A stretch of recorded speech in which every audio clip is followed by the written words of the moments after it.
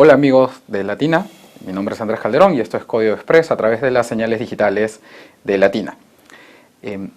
Ya nos hemos acostumbrado a las noticias sobre allanamientos que practican los fiscales en el caso Lava Jato y que aprueban los jueces.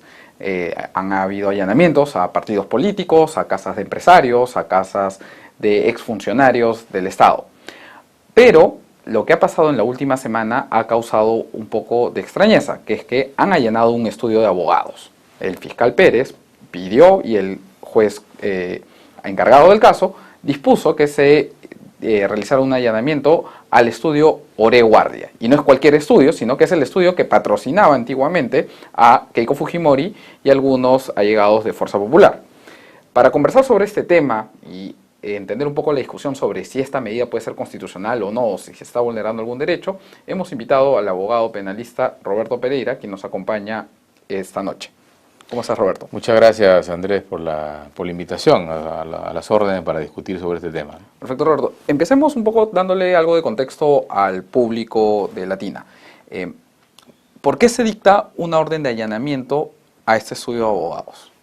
A ver, en general yo creo que hay dos niveles de discusión acá. Un primer nivel es si es posible o no dictar una orden de allanamiento contra un estudio de abogados o en general contra el abogado que está patrocinando una causa, causa en la que se dicta esta orden de allanamiento, ¿no? Porque han habido voces que han salido a decir que es imposible, que no es posible, ¿no? Que nunca se puede dictar una orden de allanamiento a los abogados de la defensa. Y eso es errado. Desde el punto de vista conceptual y legal, sí es posible dictar una orden de allanamiento contra un abogado que patrocina una causa dentro de la misma causa que patrocina, ¿no?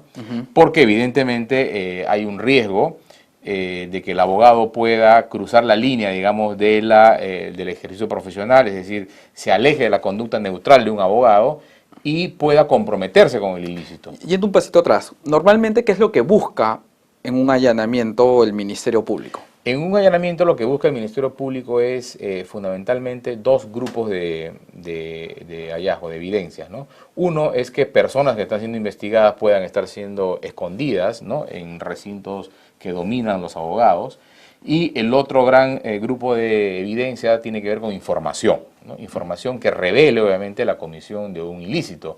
No se refiere a información vinculada a la defensa, obviamente, porque eso supondría una violación del secreto profesional y del derecho de defensa. Ok, entonces, para ponernos en contexto, como un primer punto es, cuando piden un allanamiento con relación a un estudio de abogados, no es que estén buscando comunicaciones entre el estudio y el cliente y los patrocinados. Están buscando información que podría ser que revele algún delito que hayan cometido, en este caso los abogados. A propósito del ejercicio profesional. ¿No? O sea, que hayan cruzado la línea, digamos, entre la defensa lícita y la comisión de un delito. Ok, ya estamos hablando de una investigación vinculada con lavado de activos, en donde habían aportes fantasmas, o no se planteaba que esto estaba pasando con Fuerza Popular.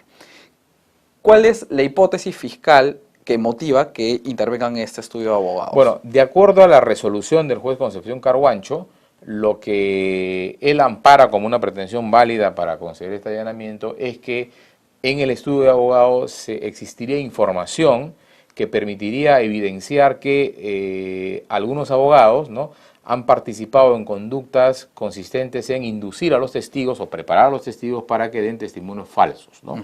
No solamente en sus declaraciones, sino también proporcionando o preparando información documental, ¿no?, que permitiría dar una información distorsionada en las investigaciones. Básicamente para sostener que sí habían realizado aportes cuando esto no habría sido real, ¿no? Entonces, esa es la información que, según el auto de allanamiento o el auto que ampara la solicitud de allanamiento del fiscal, es la que se buscaría. Y si uno lee ese auto de allanamiento, efectivamente está vinculada a información básicamente contable del estudio, ¿no?, para ver si efectivamente ha habido contrataciones o ha habido registro, ¿no?, de que se ha contratado a determinados abogados para que realicen patrocinios a estos testigos que en la práctica implicarían un patrocinio que supondría una inducción a no decir la verdad, digamos, en sus testimonios. Claro, o sea, estamos hablando de que se habría, en la hipótesis de la Fiscalía, manipulado el testimonio de aquellas personas que han aparecido como aportantes del Partido Fuerza Popular. Exactamente. El auto del juez Concepción Carhuancho hace referencia a que autoriza que se allane este inmueble para ubicar básicamente libros contables, ¿no? Registros contables tanto del partido Fuerza 2011, hoy Fuerza Popular, como documentación contable del estudio que revelaría algún tipo de relación contractual con estos abogados que habrían servido, digamos, de intermediario, ¿no? Todo, obviamente, en una situación hipotética, ¿no? Pero que tendría alguna base fáctica real en una serie de testimonios de testigos protegidos y de colaboradores eficaces que sí se cita en la propia resolución del juez Concepción Carhuancho, ¿no? Claro, lo que ellos están diciendo, o sea, los testigos, es que estos abogados del estudio que fue intervenido no solamente los contrataban o los dirigían con otros abogados que los representaban, sino que había una coordinación más precisa, ¿no? Que era en el sentido de que tú tienes que decir que el aporte existió cuando realmente no era así. Exactamente. Determinaban el contenido de la declaración testimonial, ¿no? Eso de allí, a tratar de direccionar el contenido de una declaración testimonial, ¿puede ser considerado algún ilícito? Por supuesto, porque los testigos tienen una obligación legal de decir la verdad. Si no lo dicen, incurren en un delito, ¿no? Es un falso testimonio, y la persona que induce o que condiciona esa conducta ciertamente tiene un nivel de participación en ese ilícito, pero si además proporciona documentación para que ésta sea presentada, ¿no? En apoyo de ese testimonio, que es un testimonio... Como por ejemplo recibos recreados, ¿no? Recibos, efectivamente, ¿no? Ese tipo de cosas, sin duda, ahí hay una conducta no solamente éticamente reprobable, sino también una conducta ilícita. Y en el marco de una investigación tan compleja como esta, sin duda es una conducta que supondría una obstrucción a la justicia, ¿no? Claro. Ahora, hay un argumento que están planteando algunos de los defensores o críticos de esta medida de allanamiento, que es que se puede vulnerar o se está vulnerando directamente el secreto profesional entre estos abogados y sus clientes, porque en algún momento Keiko Fujimori y Fuerza Popular fueron clientes de este estudio de abogados. Bueno, sin duda, esta es una medida bastante audaz y arriesgada, en el sentido de que podría efectivamente estarse vulnerando el derecho al secreto profesional y el derecho a la defensa, ¿no? Por eso es que se exige aquí en este tipo de medidas un nivel de justificación bastante alto, ¿no? Y un nivel de evidencia fáctica que esté un poco más allá de la mera sospecha, es decir, que haya una evidencia, un sustento fáctico que efectivamente haga suponer con un nivel de evidencia que vaya más allá de la mera especulación, de que efectivamente puede haber este tipo de información en la documentación que se guarda la información en general que se guarda en los estudios de abogados, en los recintos que controlan los abogados, ¿no? Sin duda, esta medida siempre va a ser una medida sujeta a polémica, porque está en juego precisamente el derecho al secreto profesional, está en juego las estrategias de defensa, ¿no? Pero de lo que he leído yo en ese autoallanamiento, la medida estaba dirigida a la búsqueda de libros contables y a información en servidores, en computadoras, que tuviesen que ver con el registro contable de las actividades de Fuerza 2011 o Fuerza Popular ahora, y a la contratación, a la relación contractual. Pero todo es documentación administrativa y el auto se cuida mucho en señalar documentación administrativa. Ahora bien, en la ejecución de esa medida pueden haber excesos, ¿no? O si, digamos, el auto de allanamiento parte o acoge una alegación fáctica del fiscal que no se condice con la verdad, que es una información falsa o errada, bueno, esta medida está sujeta a controles posteriores. Entonces la defensa tiene la posibilidad de demandar un control judicial de esa medida y de evaluar su legalidad y su razonabilidad, ¿no? Entonces tampoco es que no tenga esa posibilidad la persona que es afectada con esta medida, en este caso este estudio de abogados, sino que además si se detectara que ha partido de presupuestos falsos compartidos entre el fiscal y el juez, bueno, está en juego el que estos jueces se queden, permanezcan en el cargo y eventualmente que sean imputados de alguna responsabilidad funcional y sancionados, ¿no? Ejemplos han habido, el juez Garzón, por ejemplo, que ordenó las escuchas telefónicas al margen de la ley o en supuestos no previstos expresamente por la ley, fue sancionado por un delito de prevaricación judicial por el Tribunal Supremo español y retirado del cargo como juez, ¿no? Para proteger el secreto, digamos, profesional o que no haya una restricción más allá de lo necesario, ¿qué se podría hacer? O sea, ¿qué tendría que haber hecho el juez o qué tendría que haber hecho el fiscal en la ejecución de la medida? Bueno, tendría el fiscal en primer lugar que haberse basado, sustentado en evidencia fáctica de mucha calidad, es decir, en testigos, por ejemplo, que aporten testimonios en sí mismos verosímiles, creíbles, pero que además que hubiesen tenido un nivel de contrastación La pluralidad, por ejemplo, de ¿no? testigos puede ayudar a... Exactamente, la pluralidad de testigos o la contrastación con otras fuentes, ¿no? Okay. de evidencia que él ha podido acoger en el marco de lo que va de esta investigación. En segundo lugar, que el juez de la causa haya tenido que evaluar, o tiene que evaluar, merituar, ¿no? la consistencia de esta información fáctica, ver si no hay otras medidas alternativas menos lesivas, digamos, o que ponen en riesgo en menor medida el derecho al secreto profesional o la defensa, que pudiesen cumplir el mismo fin. Por ejemplo, solicitar la misma información a la SUNAT, ¿no? O obtener la información de otras fuentes oficiales. Entonces se trata, en definitiva, de un ejercicio de ponderación acerca de la necesidad, ¿no? de esta medida de allanamiento, sustentado obviamente, como ya decía antes, en una base fáctica que supere un estándar de mera sospecha y que conduzca a pensar razonablemente que efectivamente en ese lugar podrían estar escondiéndose información o podría estar información de utilidad para la investigación. Leía en Twitter que el abogado también penalista César Nakazaki decía: se les pudo haber pedido que exhiban esa información sin necesidad de llegar al allanamiento. Ahora, si es que esa información que los perjudica, es creíble que realmente te van a entregar la información correcta, fidedigna. Efectivamente, la norma establece como un presupuesto del allanamiento el que existan evidencia de que se va a impedir, digamos, el acceso a esta información por las vías regulares o por medidas distintas al allanamiento, ¿no? Y lo que tú dices es correcto, ¿no? Es poco verosímil pensar de que alguien entregue información que probablemente lo vaya a incriminar o vaya a complicar su situación procesal en una investigación. Pero por lo demás acá hay algo que se está perdiendo de vista, ¿no? Y que lo he escuchado a propósito de otros casos, ¿no? Esto de que la fiscalía me hace una emboscada, ¿no? O que el juez y la fiscalía se han puesto de acuerdo para realizarme una emboscada. Bueno, las medidas cautelares son así.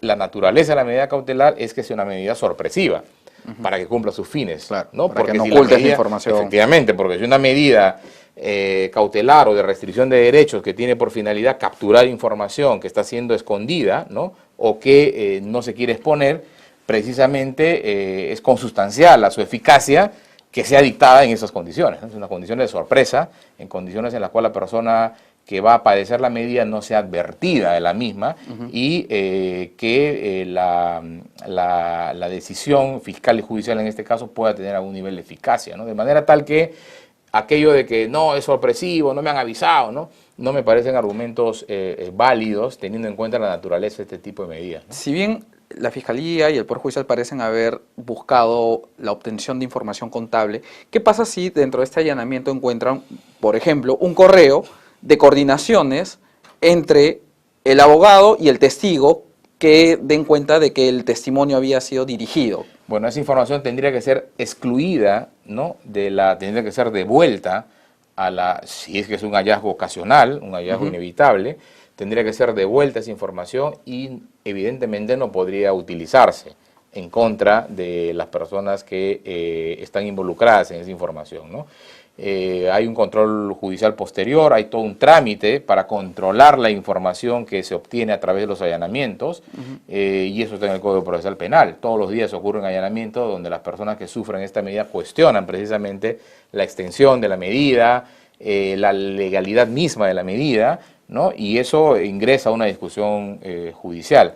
De manera tal que tampoco es que sea una medida absolutamente arbitraria, que no está sujeta a control. Ese tipo de información, sin duda, puede ser excluida, y si se acredita además de que ha habido una ligereza o una desproporción o una ejecución desprolija de la orden de allanamiento, que haya vulnerado este tipo de información, pueden activarse los mecanismos de control y sanción, ¿no? Ahora, justamente, a ver, dando cierto fundamento a estas críticas que se han hecho, ¿cuánto puede conseguir la Fiscalía con una diligencia de este estilo si es que únicamente está apuntando a registros contables? ¿No es un poco ingenuo creer que el estudio de abogados tendría esa información formalizada si es que es información que puede jugarle en su contra? Bueno, es un poco especulativo esto, porque es muy difícil valorar, ¿no?, si efectivamente este tipo de medidas conducen o no a obtener información que pueda servir a la estrategia fiscal, porque en principio la estrategia fiscal está en la cabeza de los fiscales, ¿no? Entonces, nosotros no conocemos el universo de información que maneja la Fiscalía y el diseño de sus estrategias, ¿no?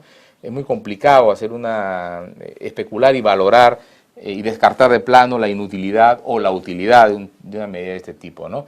Sin embargo, probablemente a lo largo del proceso nos vamos a ir dando cuenta de cuán útil pudo haber sido o no una medida de esta naturaleza, ¿no? Es además, por lo que hemos venido siguiendo en las audiencias en este proceso, una información que hasta este momento por lo menos no se había hecho pública, ¿no? Es decir, la relación que ha habido, el involucramiento probable, ¿no?, presuntivo de abogados, ¿no?, en la preparación de estos testigos, ¿no? Entonces, es muy prematuro y es muy especulativo poder descartar de plano la validez de esta información en la estrategia global de la Fiscalía. Ahora, hay una crítica que ya se viene dando cada vez que avanzan con alguna acción adicional, que es que la Fiscalía está haciendo un ejercicio desproporcionado de sus potestades. No sé si es porque vemos una cantidad importante de allanamientos o porque vemos una cantidad de medidas aceptadas por el Poder Judicial, como por ejemplo prisiones preventivas o impedimentos de salida. Bueno, yo diría que en general, todos los que litigamos sabemos, ¿no?, que las fiscalías y los jueces cometen excesos todos los días. Lo sufrimos los abogados litigantes todos los días, ¿no? Efectivamente, en estos casos pueden haber habido excesos, de hecho los hay. En algún momento yo he sido crítico con unas prisiones preventivas, con los plazos de las prisiones preventivas, o con la manera como se han impuesto estas prisiones preventivas en sesiones absolutamente extenuantes, innecesarias, ¿no? Pero es parte del sistema que tenemos, ¿no? No creo que sea dirigido o que esté pensado para perjudicar a una persona en concreta o a un grupo de personas en concreto, sino que es parte del sistema de justicia deficiente que tenemos, ¿no?, que no es un sistema de justicia perfecto y que seguramente habrá que mejorar. Y ojalá que este tipo de causas sirvan, ¿no es cierto?, para poder avanzar en un mejoramiento del sistema de justicia, ¿no? Claro, porque algunas personas presumen que como este caso tiene bastante visibilidad, entonces dicen, ok, en ningún otro caso hay tantos allanamientos, en ningún otro caso hay tantas prisiones o detenciones, y plantean el argumento de acoso, claro, hostigamiento político, ¿no? Es contra mí, ¿no? Pero no, es una práctica generalizada. Los fiscales tienden, ¿no?, a utilizar estas medidas restrictivas de manera desproporcionada. En algunos casos los jueces controlan, en otros casos no tanto, ¿no? Pero es la realidad de nuestro sistema de justicia, que espero que este tipo de casos pueda visibilizar este problema y ya adoptar medidas de corrección a otro nivel para que no le ocurra a nadie en el futuro, ¿no? Ok, de acuerdo. Muchas gracias, Roberto, por ayudarnos a clarificar un poco este panorama, y también agradecemos a ustedes, público de Latina, por seguirnos y por estar atentos a estos desenlaces que vamos a seguir comentando aquí en Código Express a través de las señales digitales de Latina. Hasta pronto.